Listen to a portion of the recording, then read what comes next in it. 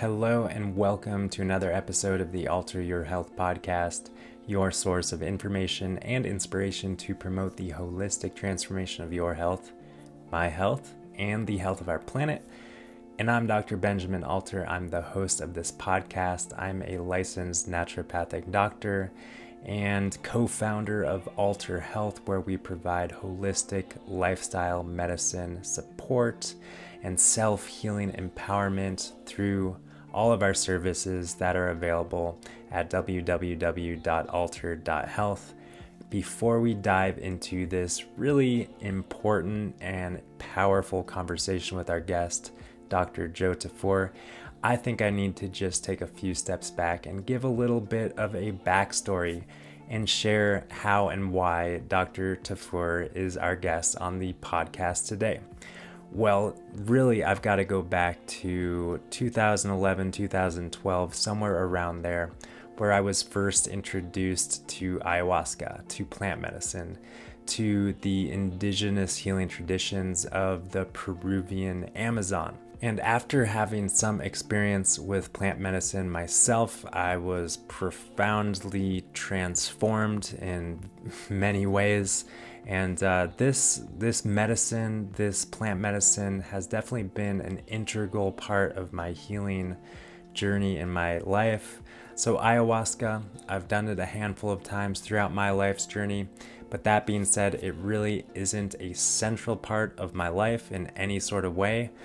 However, it undoubtedly has been profoundly transformational, and I thought it would be really supportive to a lot of people out there and to myself to unpack this topic a little bit deeper from a really scientific and grounded in medicine sort of way. And that's what leads me to bring on our guest today, Dr. Joe Tafur. After my first ayahuasca experience, I actually went and Googled ayahuasca medicine doctor, something like that, and I came across the work of Dr. Joe Tafur. Dr. Tafur has been an integrative medicine activist throughout his medical career, while in medical school at UCSD in San Diego, and also during his family medicine residency at UCLA. He has collaborated on research projects with the UCLA Center for East-West Medicine and the Scripps Center for Integrative Medicine. After residency, Dr. Tafur subsequently completed a 2-year postdoctoral research fellowship at UCSD Department of Psychiatry under psychoneuroimmunology expert Dr. Paul Mills. I might add that after that fellowship, Dr. Tafur completed an additional fellowship that we might call the Fellowship of the River. That's the title of his book, which talks all about the 5 or 6 years that he spent down in the Peruvian Amazon with the native Shipibo people, learning all about the holistic perspective of indigenous healing, of which plant medicine is a part of. We talk about so much more beyond the plant medicine aspect of the indigenous healing that's done in the Peruvian Amazon, as well as other indigenous healing arts. We also talk about what a shaman is. What does that mean? Is that really the best word to describe what he does? And the answer to that is no. He is more of a curandero, and we talk about what that is in our conversation today. We also talk about mystical experiences and how one might go about opening themselves to a mystical experience without the use of plant medicine, because that really certainly is possible. We talk about intergenerational trauma and how these sort of traumatic events and experiences can actually be passed down in one's life beyond generations. We also talk about epigenetics and Dr. Joe Tafur's insight in a medicinal ceremony that led him to explore the topic of epigenetics and how it relates to plant medicine. So a lot of really fascinating stuff in this conversation today. Really love where Dr. Joe is coming from and his intention.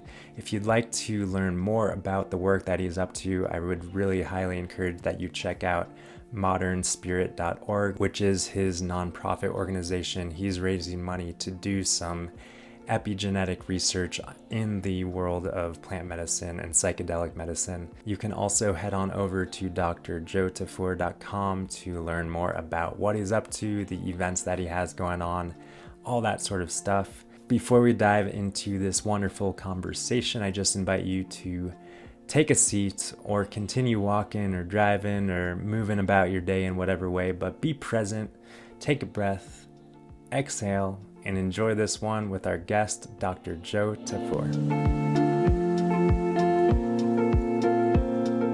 Hey, Dr. Joe, welcome to the Alter Your Health podcast. I'm really happy to have you on and share this conversation with you. Yeah, thank you. Thank you very much for having me on here. I appreciate it. Yeah, well, I am fairly, familiar with your journey. And actually, I'll share with you a little brief story of how I became familiar with your journey. After my introduction with ayahuasca before medical school, I Googled, ayahuasca medicine, and saw this MD guy who had experience with the plant medicine, and kind of read about you and your journey and your story. What year was this? This was back in 2011 or 2012. Oh, wow. So yeah, kind of towards the beginning of that stuff. Yeah. Yeah. So for those unfamiliar, and I think there are still some pieces missing in my understanding. So share how you became acquainted with ayahuasca and how that shifted your trajectory in your medical studies. Yeah. Well, I wrote a book about it, just for the record, to push that a little bit. Fellowship of the River is my book about that journey. It's called Fellowship of the River, Medical Doctors' Exploration to Traditional Amazonian Plant Medicine. And so it talks about, how that happened. And for me, the basics of the journey are that I went to medical school. I was previously interested in kind of alternative integrative medicine. This is in like 1999. So it was just, that stuff was around, but it was, I don't know, it just was around. And I also had the opportunity to explore a little bit of Chinese medicine. And I took an intro course at a school in San Diego. And I was getting, into that. I was thinking about that. But I was encouraged by my father, who was an MD, is a psychiatrist. Joe, why don't you go this route, and then you can change things from within, if you think things need to change.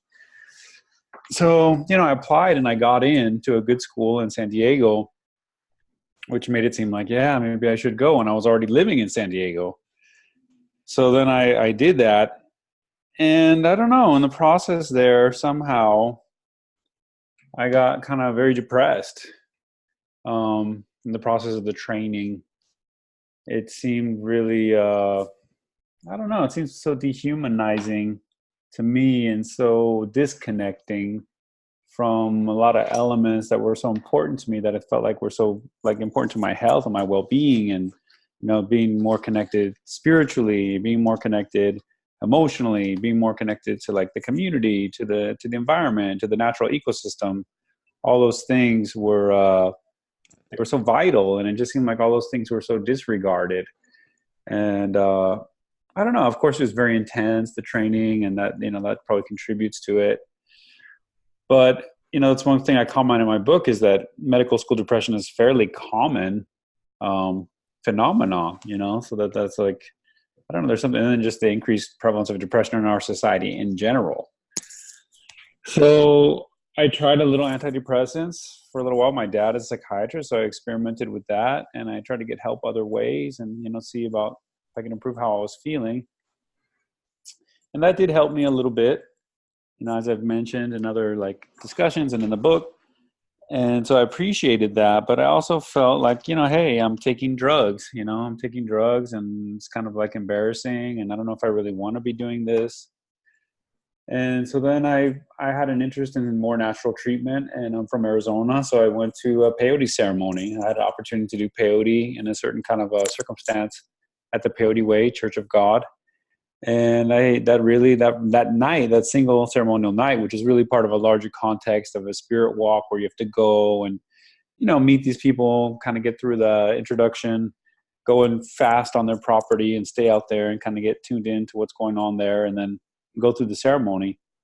And I just had such an experience in one night that really shifted my perspective so dramatically. It just felt so refreshing, so like rejuvenating. Like I tell people, it just felt like it just helped me connect to everything that I want to be connected to. And it just was so, there was some difficulty and all that, but it was so much easier in many ways than a lot of other things I was trying to do. And so that piqued my interest into spiritual plant medicine. And I started wondering, why don't we hear about peyote or this kind of medicine, and obviously there's reasons. It's a scarce resource, and it's kind of like it's subject to the native cultures and how they want to, direct our interaction with that. But at that same time, I heard about ayahuasca. And my family's from Colombia, South America, and I had heard about it a little bit through the family, and there was a growing scene. And so I went and I tried it in Peru, and I had a huge personal experience. But on top of that, I was really inspired by the kind of healing I witnessed at this healing center, and I went back, and then I went back again, and then I started leading groups, including like taking people, a guy with PTSD from Vietnam, 4 decades of PTSD, and seeing these people have really dramatic healings under the care of this traditional Amazonian plant medicine tradition, which involved ayahuasca. Was not limited to ayahuasca. It involved a lot of other plants and the diet and the context and just kind of a more holistic approach and the retreat. And I was just felt like I was, as a doctor, I don't know, I was always interested in spiritual healing. And my interest in becoming a doctor, was interested in healing, and even spiritual healing was something that I remember commenting about. That's something I was really interested in. And then this was the first time that I really witnessed that and saw really impressive results with a technique that really embraced kind of a spiritual dimension. Mm-hmm. And so then that's kind of how I got into that. And then that became very important to me. And that's what the book is about, is just like saying that, there's this deep emotional healing, turns out, that's very important for our physical health and for our mental health. And that emotional dimension is not so, at least in my training, was very limited. And it's like a considered effect on things like, let's say, things I present in the book, migraines and Crohn's disease and like inflammatory bowel disorders and this idiopathic chronic cough and, some of the chronic pain syndromes and all this other stuff. And so it's like, okay, first of all, this emotional trauma and trying to resolve or make progress with emotional trauma can lead to a lot of physical and mental health benefits. Like that's what I observed, and that's what I try to present. And I think that's just basically a common sense fact that is being fleshed out. Once we get in touch with other techniques that are perhaps more suited to address this kind of stuff, we see a lot of these benefits. But then there's this added component, which is that the spiritual context provides an arena and that facilitates emotional healing, potentially in the right way, in the right setting, and the right approach. That seems to be like makes the huge difference. Mm-hmm. And so we see that right now in this growing like renaissance of psychedelic clinical medicine investigation study, that when they bring this mystical element, which in this case is through the psychedelics, to be to facilitate that, perhaps a lot of other people can reach into these mystical states, through a lot of spiritual practice. But for the people who really haven't developed themselves in that way, to be able to touch into those spaces with almost no cultural preparation for such a experience. And then because of this access to the mystical, this seems to be like, whoa, this is a whole new possibility for emotional healing. So then right now I'm also, another little plug, is I'm Yeah. part of Modern Spirit, our nonprofit, which is dedicated to demonstrating the value of spiritual healing in modern healthcare. Is raising money for the Modern Spirit Epigenetics project, which is an epigenetics project that is trying to evaluate the epigenetic impact of the MAPS MDMA assisted psychotherapy trial for PTSD. So then you have this thing where you've got these people entering this MDMA assisted psychotherapy trial that MAPS is running. It's been running for a few years now. And they're getting incredible results. The people who are entering the trial have to be treatment resistant just to get into this, FDA approved trial. This is not like a controversial thing. And they get in, I think the average diagnosis is 17 years to get into the trial, treatment resistant. And now, like the data they're getting so far, follow up at 1 year, 68% or nearly 70% of them no longer have PTSD. And so that is kind of a miracle. And the miracle appears to have something to do with bringing this mystical element, this psychedelic element, this universal love element into the picture. And then it's just giving people an opportunity to heal emotionally that then, benefits their mental health and their physical health in ways that we just kind of forgot about, Yeah. And then, down to the Amazon, I've seen the same kind of thing, the same kind of dramatic, not in every case, not even in the study, there's these 30%. What's the story of those people? Some of them are improving. We have to review the data. But a lot of people, getting huge results, and just the way that, the decrease on the overall burden of the healthcare system when you get that kind of shift. And so those are some things I could say. A lot of a good kind of introduction to all of the things that are happening and your backstory. Going back to your story and your introduction to peyote, was it difficult to go back into your medical training with this like new worldview or this new insight? Not really. I would say that in my case, like something that's a little different is I was raised in a very spiritual household. So what was more difficult was going to medical school at all. Like that they were asking me to discard like my native orientation towards spirituality. So, and that's the big thing that I kind of bring up a lot is that for a lot of people, psychedelics is like their first exposure to spirituality. And so then that's kind of what seems what breeds this, to me, almost like a cult of psychedelics. Like, that's if everybody needs to do that to know God, to know spirituality. When really, it's kind of like a religion. It's a religion that way. Yeah. It becomes that. But I think that kind of discounts like the numerous forms of spiritual practice all over this planet Earth, right? Where people feel very connected and feel very connected to that, the kind of perspectives that maybe psychedelics open them up to. In our culture, that's very materialistic and everything like that in general. Then I do. I mean, I've been a part of that many, many times running an ayahuasca healing center. Just the shocking realization for people of, oh my God, like it's not how I thought it was. This new perspective. So for me, in my case, I would say it just was like so nourishing. I was like, oh wow, now I have the strength to go back. Like it was renewed my previous faith. So yeah, totally. So I know that a lot of people who dabble with psychedelics and plant medicines, we know that they're non-addictive. We know that people don't have any sort of physical dependence on them.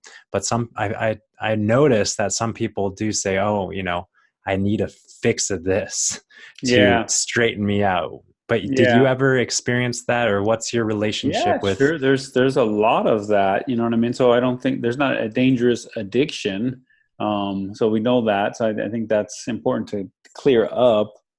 But there are pitfalls to any kind of spiritual practice, and so I think that it's just become so important to really do the personal work, outside of ceremony, and to make the most of ceremony, to be grateful and respectful of the ceremonial opportunities.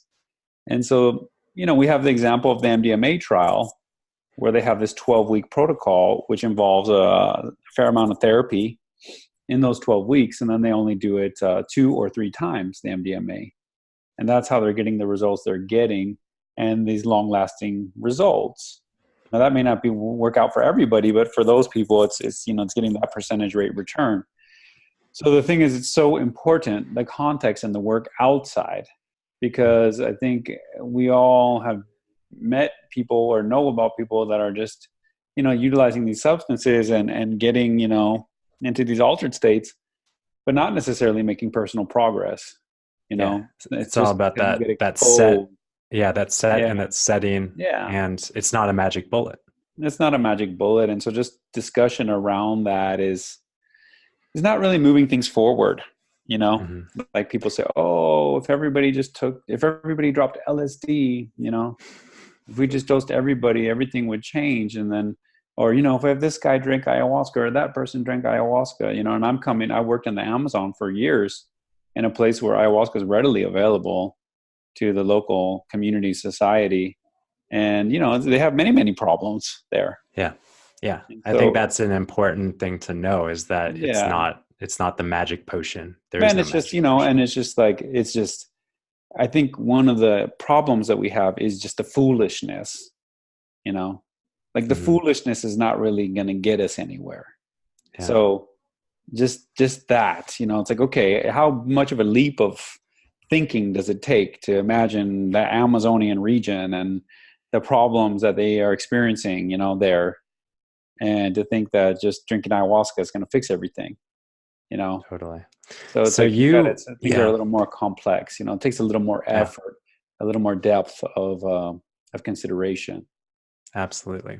So you talked about how you went down to the jungle, and I know that you trained with some shamans, and you became a shaman. Like, tell me tell me like what a shaman is. Like a lot of people use that word shaman, shamanic. Yeah. What is the definition? What does it mean to you? And what do we need to know about shamanism? Yeah, well, it's kind of a loose term, number one. Like, what we understand about the term is that shaman comes from some Siberian culture that I don't know all the details, but it's a Siberian culture where they had a shamanic tradition, or, what we consider a shamanic tradition, where the traditional healer, employed like ecstatic states to facilitate some kind of healing. So that could be through some psychedelic substance, through trance, through ritual, through some kind of like so-called ecstatic state or altered state of consciousness, entering into such a state and using and drawing from the spiritual realm some kind of assistance that would then be utilized in ceremony or healing ritual to help somebody. So that's what I understand that to mean. And so then that's been kind of like the anthropologists have just kind of used that term widely, so they just picked this Siberian term, and then it just got incorporated into the culture shaman. And so then there's other, I don't know, here in native North America, in English, we talked about the medicine man or the medicine woman being somebody that could mean many things, it could mean many things, but I guess it opens the door to somebody that also would employ spiritual kind of tools in their work, and wouldn't limit their work simply to material kind of techniques or purely mentally oriented techniques like psychotherapeutic techniques that don't openly embrace the spiritual or the mystical. In the case of the Shipibos in the Amazon that I work with, the tribe, they don't, like Ricardo Maringo, my teacher there, he's not a big fan of that term, shaman. That's not their term. They have their own language. They say there's different degrees of that kind of healer. They prefer, like in Spanish, the curandero, meaning the healer. Curandero or maestro, master, meaning teacher, really, in Spanish. Like master, maestra, maestro means teacher as well as master, like the way you would refer to a professor at school. And like doctor means teacher. Doctor means teacher. So that idea, a person of knowledge, a person who's dedicated themselves to learn some form of wisdom. So then the curandero, the idea is that they've dedicated themselves in their tradition to learn from the plants, to learn from the wisdom of the plants, and then to share that plant wisdom with people. So then they have a word in Shipibo, onanya. Onanya means that a person who knows, a person of knowledge, implying that they studied with the plants, that was their university and their school. And so even within their culture, the curandero, you could employ a lot of different techniques. And then a subset of that would be the ayahuasquero, somebody that works with ayahuasca in their spiritual work and their spiritual healing work. So that being said, so then for me to go through the training, like, and when we put it in Spanish, when we put the book in Spanish, I had to kind of they didn't want to see shaman in the book too much, the Shipibos. So we changed it to Anaña and Curandero. But sometimes I refer to shamanic type terms because of the larger anthropological way people are talking about this stuff. So the reason I'm saying all that is that then there's this training, that you can go through in the traditional Shipibo way, which is also master apprentice dependent. In other words, it's going to be different for different. There's no standardized institutional form of it. So it just depends on your teacher and the student and your training and the tradition and the lineage that you're coming from and how they learned. So I went through a form of that, under Ricardo to learn how to work with the plants and work with ayahuasca and to learn Icaro and to run ayahuasca ceremony. And so that was my training. And in my case, from the beginning of the official part of the training to actually running my first ceremony was at least 5 years, and that's after very intensive work and ceremonial. We were running a healing center where there's 4 ceremonies a week. So that would be within their tradition is definitely would be considered something that and that's to be a beginner, at least 5 years. Some people claim 10 years of apprenticeship before you would start running your own ceremony. And so that's an issue in the modern era where we have people, just the overnight shamans and the overnight everything. And again, we have to bring up the foolishness factor. It's just because somebody says they're a shaman and they say this and they say that, it's just the naivete in which people approach that. I think, why not investigate? People will scrutinize their doctors more than somebody coming through town with ayahuasca for the weekend. It's so true. And I'm reflecting on the title of your book, The Fellowship of the River. We talk about a medical fellowship being an extensive period of training in a really structured sort of way. So that's exactly what you're talking about. This fellowship. That's the play on the words of the book. Yeah. Is that it was exactly about that. It was after residency. The next step of medical training is fellowship. And we did it as a joke. We were just let's go check this out, Fellowship of the River. And then it really turned into that. And I would put it definitely at that level of discipline or training, at least, and I went to UCSD, I went to UCLA. So pretty high level expectation in the universities that I was training in. And it was a very intensive process in Peru under Ricardo. And the care and the depth of care, it's at that level. So you talked about, I'm familiar with the fact that the plant medicine is one part of the medicine. There are various plants, and in our world today, we reductionistically focus in on the ayahuasca or any other plant medicine, but it's in the greater context of a lifestyle, maybe a lifestyle that's prescribed from a shaman or curandera. So what other aspects of that lifestyle, the diet, the dieta, what other aspects are important? At that center, like the cases I describe in the book of that typical prescription of people coming down there within the Shipibo tradition. So there's many different ways to drink ayahuasca and do all this kind of stuff. But for them, the healing is from the diet, it's from the diet. And the diet refers to a period of restrictive, living. And so in this case, people are going down there for, let's say, at least 10 days or maybe 2 weeks or maybe longer. And they're not eating, they're vegetalista mode is what they call it. So they don't eat salt, they don't eat sugar, they don't eat, red meat or pork. They don't eat spicy food or greasy food or dairy, no sex, no drugs, no alcohol. And so very simple, with the simplest form is just fish and plantains grilled and water. And so the idea is to really simplify and sacrifice down. And, people are worried about their nutrition and their super nutrition and all that stuff, but that's not really the concern there. It is some malnourishment, I suppose. You could chalk it up to that, but the idea is a simplification.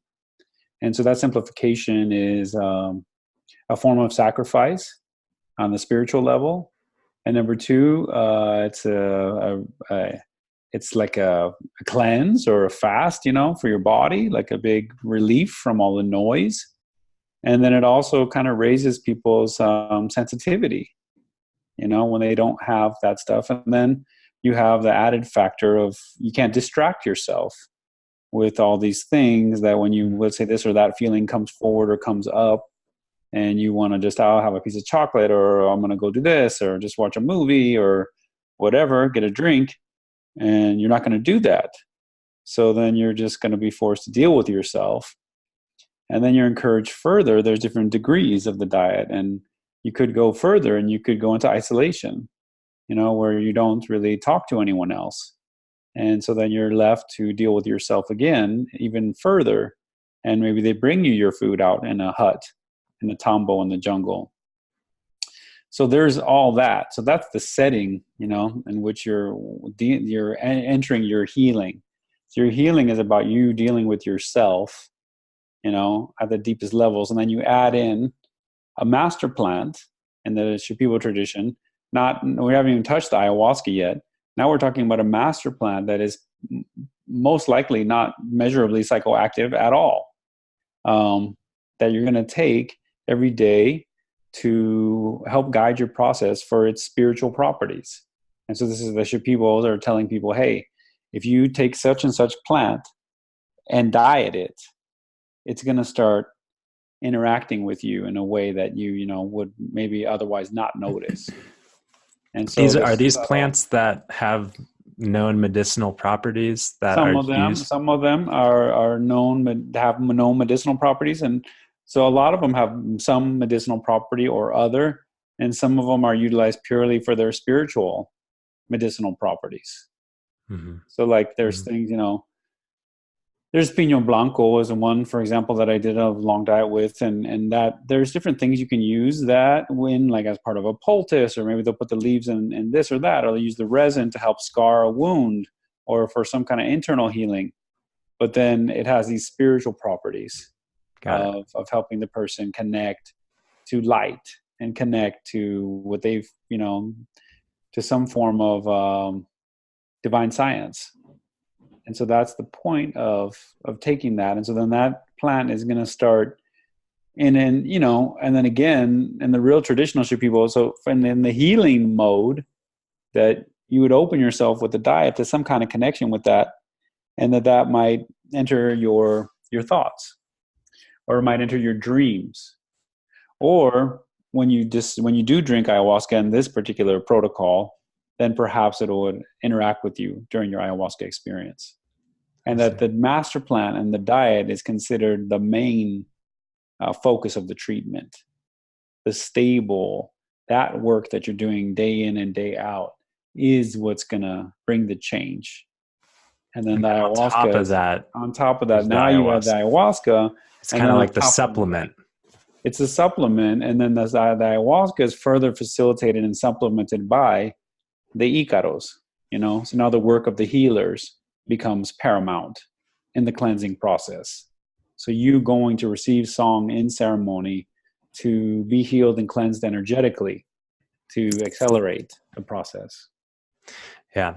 It's really fascinating, once again, how we just focus in on that which is most sexy, or if you will, to our culture. And focus in on the ayahuasca, the most extreme and the powerful thing that Yeah. can stir up human consciousness, but it's just one piece of the puzzle. Right. And one thing that I really wanted to talk about is, you started using, I don't know when you started using this term, but I think it really grasped the scientific community. I know it kind of intrigued me, this connection with the epigenetics and Right. how the plants kind of function on that level, so to speak, because here we are in our mechanistic, reductionistic world once again, really wanting to know the answers, like how is this stuff working? Right. And you had some insights of, it's really on that epigenetic level. Love to hear Well, how you came to yeah. that and talk a little bit more about that. Sure, Yeah. sure. Well, I mean, first of all, it's like back to the same thing, like the foolishness of the culture, right? Trying to Yeah. oversimplify. Like we know it's not wise. If people examine their lives, like you wouldn't want to just zero in on some little thing. And again, the superficial, like, oh, we got it and we're done. And, most of the real life is not like that, So obviously there's a bigger, larger context always. And in the case of epigenetics, and so that's, that is a focus of this research project I was talking about. So we have a crowdfund campaign through modernspirit.org. We're raising money to try to examine the epigenetic impact of this MDMA trial I was telling you about. And so there are a lot of people who are very interested in this idea, kind of got their attention. And I got the idea from the plants, the ayahuasca told me that. I was singing to somebody, trying to work with her. And then I had this vision, and I describe it in the book, where I was singing to her and I was seeing her chromatin, the way the DNA is wrapped up and with these protein packaged molecules to form the chromosomes, or just to form where the DNA is packaged in. And it was showing me how there was this little skinny black dragon swimming through the nooks and crannies, like just gliding over and in between all the little canyons, and there. And it was like, that's where the problem is, Joe. It's not in her genes, it's on her genes. And in this case, it was a migraine headache case, which, as a doctor, I really didn't have any guidance that emotional trauma would really plays a major role in migraine. And I'm not saying that it's always the case, or that's, I don't have enough information or data, but it's definitely like worth bringing up.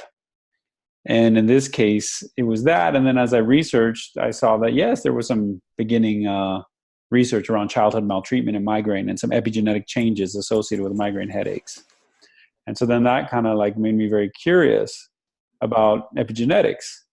And then I started learning more about epigenetics, and there was like this growing body of knowledge around the way epigenetics, the way our genes are expressed, the phenotype, not the genotype, as I say, the software, not the hardware of the DNA code, but the way the DNA code can be expressed in a variety of ways according to this programming, the epigenetic machinery that's sitting over it.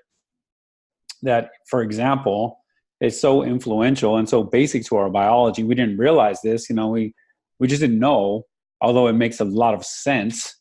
But when we look at, for example, the development of a cell into a human being, and it starts dividing with the same perfect DNA, and then this starts programming, oh, this is going to be a red blood cell, and this one's going to be a brain cell, and this one's going to be a bone cell. And they're made out of the same DNA. So that's a small example of the variety that's possible, from one DNA code. So then there's a growing like research bubbling up that I just happened to come across, inspired by this vision really and the work I was seeing. But it wasn't just my idea. It was built on all these other ideas that I encountered once I started looking. And it was that, oh yeah, there's a lot of, research around childhood maltreatment, or in primates and in children, and maybe the role that plays in mental health, the development of depression, the development of addiction, then in PTSD, that this software could be imprinted by heavy trauma.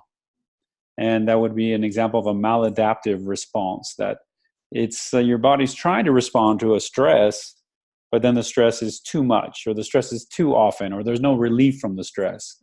So over time, the attempts to adapt and address and deal with it start taking the system off kilter, and you develop something like a PTSD type of situation, which there's a growing body of evidence. Yeah, there's an epigenetic component of that.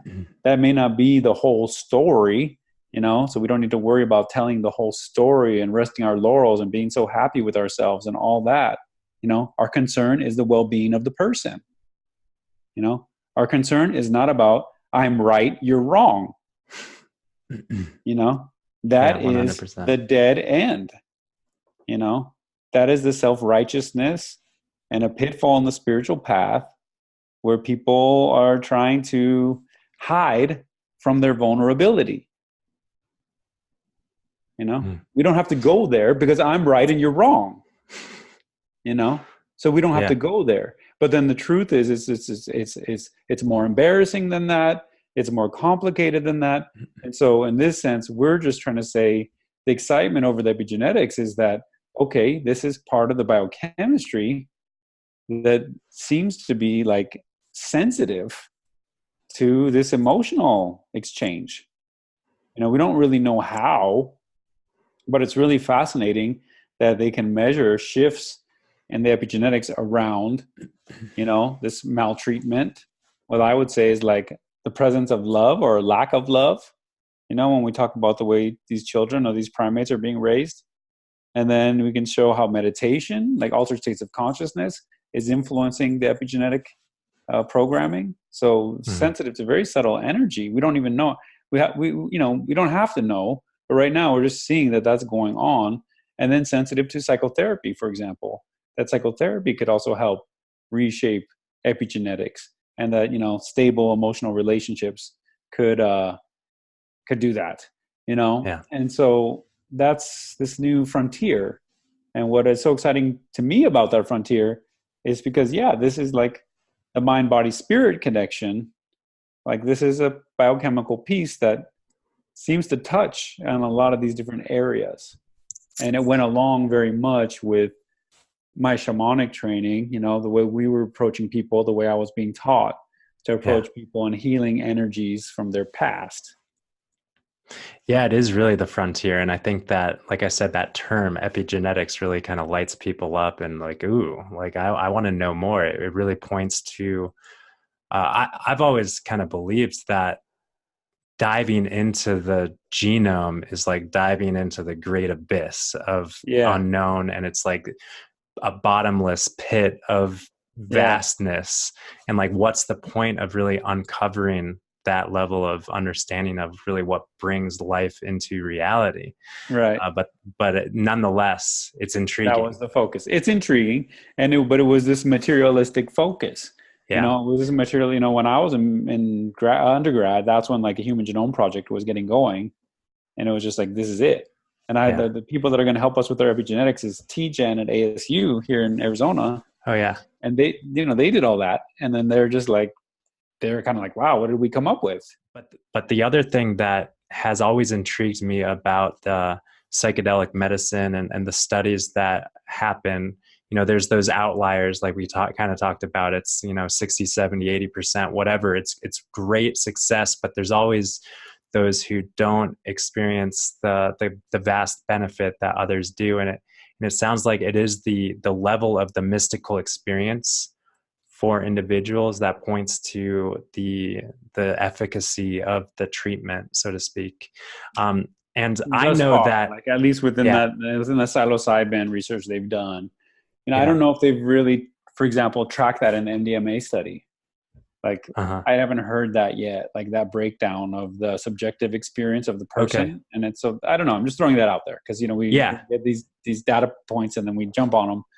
But, that's true. Another reductionistic thing. Well, but I mean, and it may be the case, but that is significant. We know that it is significant, and that is exciting, Yeah.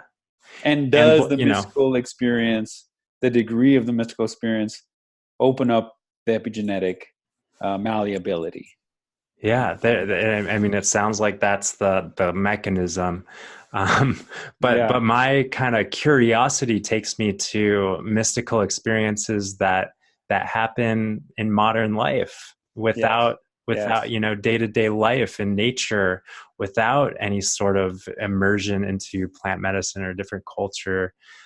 So, in your experience, have you witnessed, observed, seen personally or professionally, kind of the dramatic results that we see with in the psychedelic medicine studies? Have you seen those without?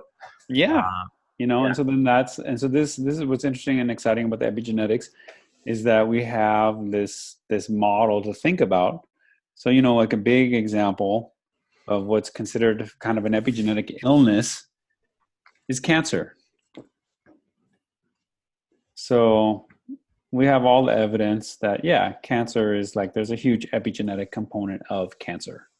So there's alterations and, let's say, methylation, or these different tags and these things that go on that are affecting the expression of, oncogenes, cancer genes, and all that kind of stuff.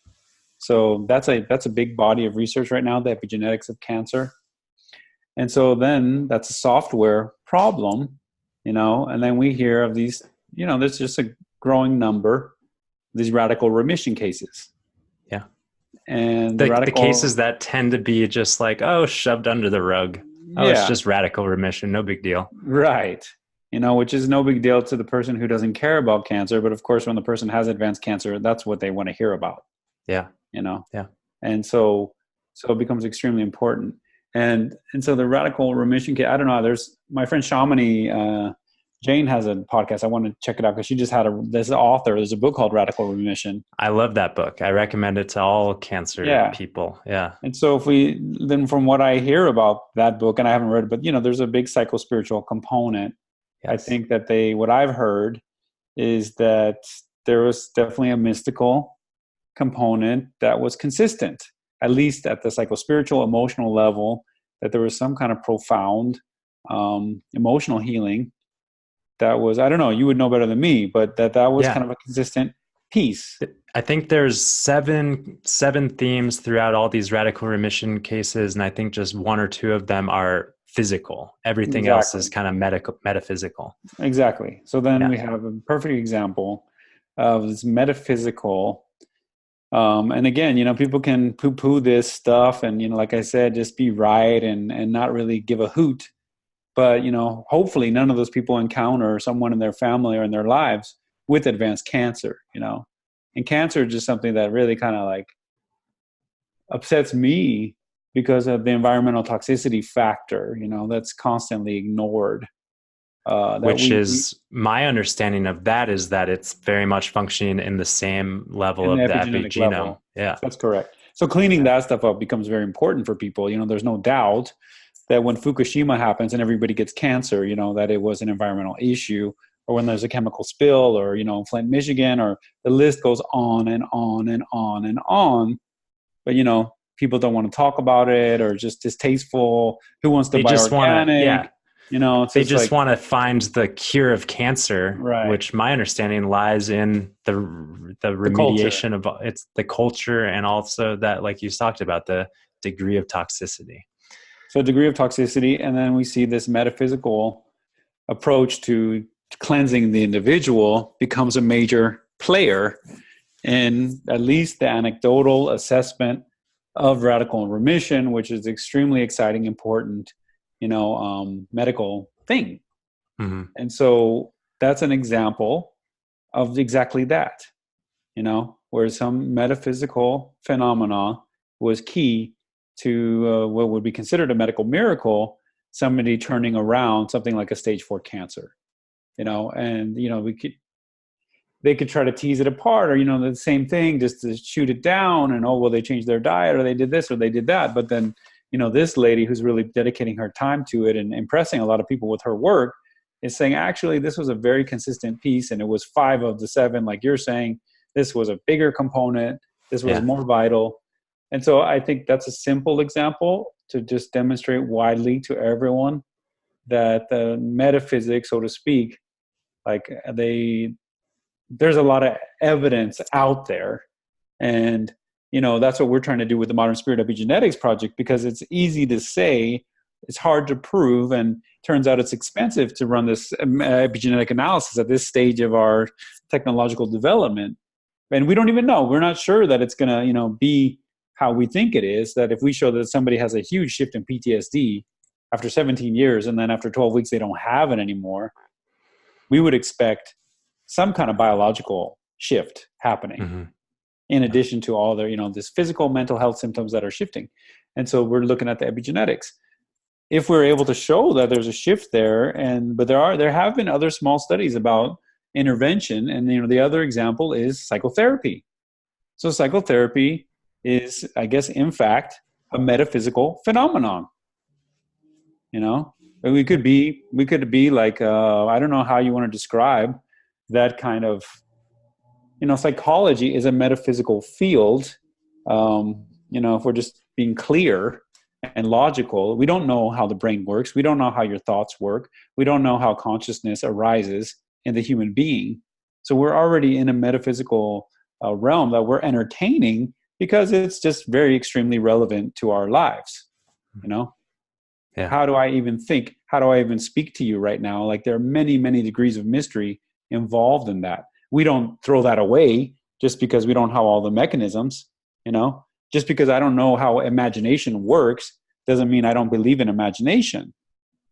Somehow imagination, a completely metaphysical reality, is arbitrarily included into like secular scientific thinking. That's okay. That's not out there. That's not supernatural or whatever mystical, whatever term they want to put on it. So there's just so much that we're already living and doing and all day, every day. And then just somehow categorizing things very arbitrarily, like, Yeah. It's so funny, all these rules that we make up for ourselves and our society, and then live with those as being so rigid. I guess it's an attempt to, make ourselves feel comfortable and safe and work with things and be skeptical and protect people from maybe some, lies. But anyways, the point being that we have evidence, at least in the psychotherapeutic arena, that psychotherapy could alter epigenetics. We have evidence that meditation can alter epigenetics. So there's two examples of metaphysical alteration of epigenetics without psychedelic substance. And then we have anecdotal, knowledge of the radical remission cases to also imply such a thing. Yeah. That brings me to another topic that I wanted to bring up in this conversation: intergenerational trauma, ancestral trauma, passing through, through a lineage. Could you share your understanding of that? Because once again, I believe, like you do, I think that this lies in the epigenome as well. But it's, once again, interesting to me that it's not very consistent. There's many cases of that, but there's also many cases of, anxiety or depression has run through a family and then it stops. And then, a generation is free from that. Yeah. So what's your experience? Well, again, it's like, we don't have the whole story of whatever karma and whatever past lives and all that kind of discussion that, we could totally ignore, or we could, include like thousands of years of exploration around that. But in the case of something more, that we can really easier for us to kind of measure or explore, is this idea of epigenetics being involved in inherited epigenetics is what we're talking about. So, the simplest example that there's some research about, and I wrote about it and other people have written about it and there's been publications, is a mouse, that you condition to be afraid of a certain smell. Every time, they get the smell, they shock them, until finally just the smell alone will trigger their fight or flight response. So then they find that their children are automatically, they carry that fear. And so when they expose the child who's never smelled the smell before, first time they smell the smell, immediately they go into fight or flight. And so then that conditioning is passed on. And it turns out, according to their research in this mouse example, several generations before it washes out. And so that when the egg and the sperm are, created, that there's some degree of the epigenome that's cleared off, like a Etch-a-Sketch, okay, wipe it off because we got to start a new thing and there's a lot of room there. And then there's some of it that gets passed on and some of it is useful to pass on. So they talk about that this would be one of the roots of instinct. In other words, when a mouse moves into a new territory, a new ecosystem where they have no experience, and then over the course of their lifespan, in a Lamarckian evolutionary way, they acquire knowledge about good smelling fruits in the area that are healthy and satisfying to their appetite, and then dangerous predators and smells associated with those predators, for example, that would be very adaptive to pass that kind of knowledge on to the children, that they would immediately respond to those things. So that would be an example of like an adaptive. So it speaks to epigenetics as just another layer in the programmable and the versatility of environmentally adjusting the genome. So epigenetics is another way to say it, maybe, is epigenetics really is our predisposition to how we might experience, but it's malleable. It's malleable. Yeah. It's malleable. So there's some inheritable epigenetics, and some of that is stabilized. So this is a big question. I did a podcast with Candace Lewis, who's one of the epigenetics researcher scientists that is going to help us with our project. And so that's the big question, is that it's malleable. It's a software, but it also stabilizes sometimes. When you program the red blood cell, it stays a red blood cell. But, maybe we can take it and mix some chemicals in there, and then we recreate a stem cell. We recreate a pluripotent cell. We take Dolly the sheep, we take a little cell from the mammary gland, we unprogram it, and then we reprogram it and make a whole sheep again. So forwards and backwards. So there's a malleability. There's the potential for the malleability is there. And there's certain conditions that open the malleability. So like a mystical experience. A mystical experience would be, that's our theory, that would be that love and kindness, seems to have some kind of effect there. Trauma, heavy trauma, and then there's windows of malleability that are opened during development, around this emotional programming. Mm-hmm. So this attachment syndrome and the secure attachment and these early years of life, when people are developing their emotional relationship skills, whatever it is, based on their primary caregivers and the programming associated with how that's supposed to work for them, and they're secure, insecure, avoidant, whatever these different attachment categories, that would be an example probably of an epigenetic, like malleable time frame. And then it's that. And so then the question is, okay, the next step is then that stabilizes. And then these people have these lifelong issues from their childhood. And then how do we make that malleable again? The part of it that is malleable. So then there's this inheritable component. And so then that is one of the, researchers, Rachel Yehuda, has kind of published some things in that area that are getting a lot of attention, where she is reporting that Holocaust survivors from the concentration camps in Europe, that their children who have reportedly higher rates of anxiety, I think, that prevalence, which was previously this nature versus nurture, everyone thought, oh, it's because of the parents. They're just not able to parent them in the same way.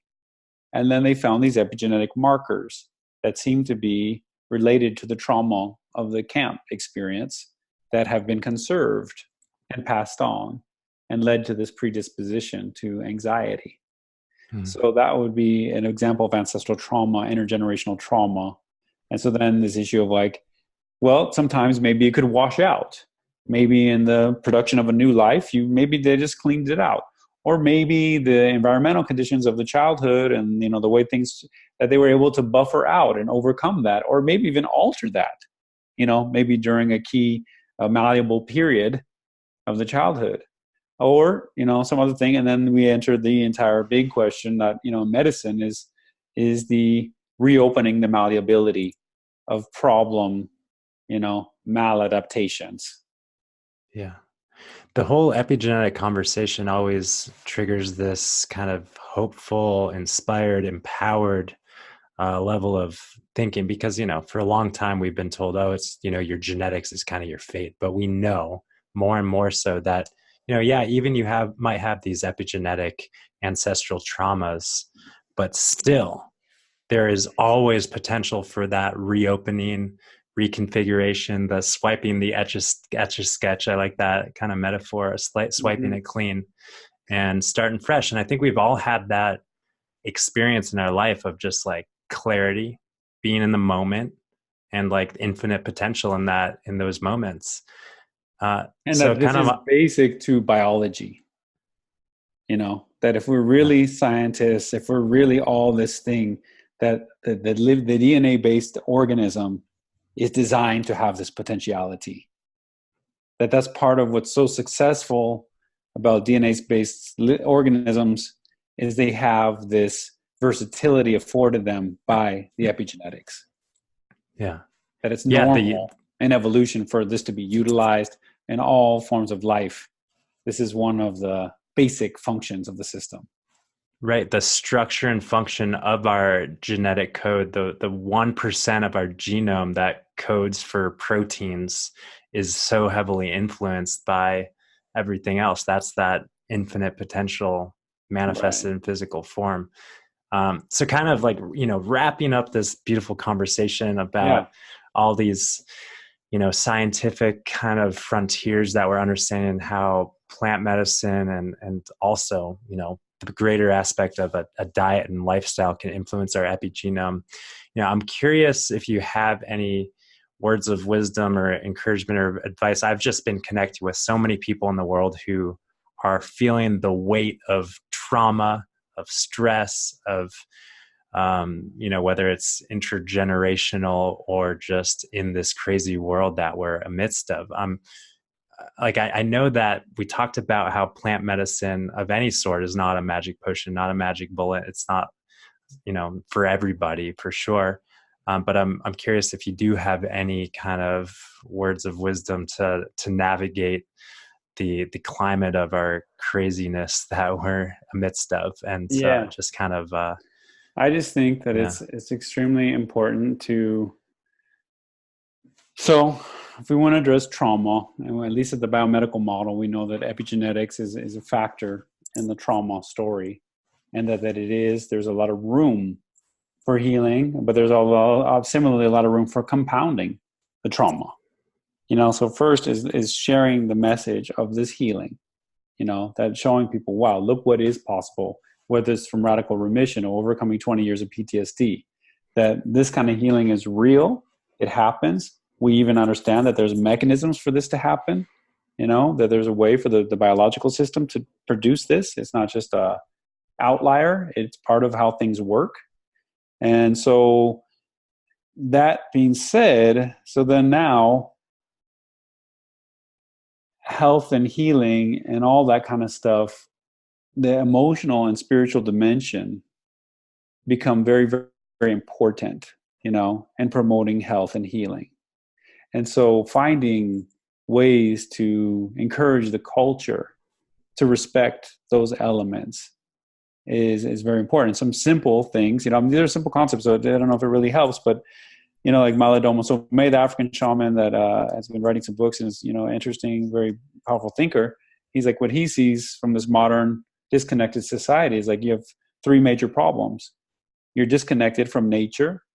So then now we see like respecting the ecosystem, finding ways to reconnect to the ecosystem, what that may be doing to our epigenetics, as much as possible, the environmental awareness, healing the toxicity of our environment, how important like a healthy natural ecosystem probably is on our epigenetics and possibly at a metaphysical level. And there's the forest bathing research that's kind of like bubbling up. Then he's talking about community, the importance of community, which a lot of other people are talking about, that the overly individualized, individualistic society is really hard on the human being, that there needs to be a lot more room for community. And so it's a public health issue. These things are public health issues. So this overactive, working all the time, 60, 80 hours a week or whatever, leaving people no time to themselves, to develop community, to develop culture. When you have everybody's working all the time, turns out you don't have like local music tradition, local dance tradition, local cuisine, local textile, local arts and crafts. That takes time. So it's a matter of public health that people need more time for themselves, for their families, for their communities, for them to function in any kind of creative way. So this idea that working them harder or more is going to get us somewhere, it goes against that, and we have the results. So then what do we? People are left to scrap whatever corporate, goods are being presented to them, instead of like being able to present their families with something that's made of love, from the time that they could dedicate to that. So community, the ecosystem, and then, he says disconnected from mystery, from spirituality. And so that there has to be also some kind of acknowledgement of the metaphysical, of the mystical, and its importance and its role in health, in healthcare. It doesn't have to be denominational or judgmental or self-righteous, but just the reality that there's a metaphysical element, as we've been touching on throughout this whole conversation. There's a mystical element that has a profound influence on our health. And so ignoring that and leaving that off to the side is not really going to help us. And then it turns out that the key to opening that portal in a way, I think, that's more universal, is by acknowledging that it is through our emotional being, through our sense of feeling in ourselves, that we access that. And so as people focus on emotional healing, then they raise the resiliency and the capacity of their systems to be aware of metaphysical and mystical phenomena that may be influencing their health or the health of their loved ones, whether that's an emotional experience or whatever, the vibe at their workplace, whatever it is, but getting healthier emotionally. So starting to address emotional trauma, realizing the importance, and we're, of course, the data is growing every single day on top of just the common sense knowledge that, people need to be able to love their children. Any step away from that, any discarding of that, that the productivity of the society is somehow more important than that, or what does that mean? That means, I guess in our current situation, it means that as long as everybody's working for some jerk to buy a boat, we're on track. But if their families are in shambles, if their families are suffering, because of the abandonment associated with that kind of lifestyle, or that's, that they're stuck with, that's a productive society. So I think it's shifting things around. And so I think really making room for the emotional and spiritual dimensions of healthcare. And as you do that, it seems to me that people generally become more environmentally conscious, as they move in that direction. They become more respectful of the mystical or metaphysical influence, as i.e. like finding their life's purpose, or what makes them feel they're doing something meaningful. So those are actually like healthcare priorities. And epigenetics helps us hopefully flesh that out. That's powerful stuff. I mean, as you articulate that so beautifully, it really lands home how powerful those medicines are and essential. Like any other, it's like all this, in my practice, I focus on nutrition so much and lifestyle. That's pretty much it. But without these truly foundational components of connecting with our essential nature and enlivening the core essence of who we are, nothing's going to stick. Nothing matters. Yeah. So can you say again who, there was some like African? Yeah. Malidoma Somé. He's got Malidoma a lot of Somé. books. He speaks, he travels. Cool. Malidoma, Some from Burkina Faso. He's a fascinating, to me, healer, intellectual. Yeah. So he's got some good stuff. And so, yeah, I mean, I should go soon, but I want to totally. just encourage people to visit modernspirit.org. Please Thank you. consider donating to the Crowd Rise. It's available. You can find it right there on the website. So we can start doing some of this epigenetics work around the trauma healing and maybe shift the perspective a little bit. Yeah. So modernspirit.org, and then your book again, it's available on Amazon, right? The Fellowship of the River. Right. And drjoetafur.com. Right. For maybe a little stuff. bit more. Yeah. Cool. Trying to figure out what to do with all that, but yeah, that's also there. Yeah. Cool. All right. Well, thank you so much, Joe. I really appreciate this conversation, diving deep and understanding a little bit more about life and health in general. So peace and love, and until next time. Yeah. Thank you very much, man. Okay.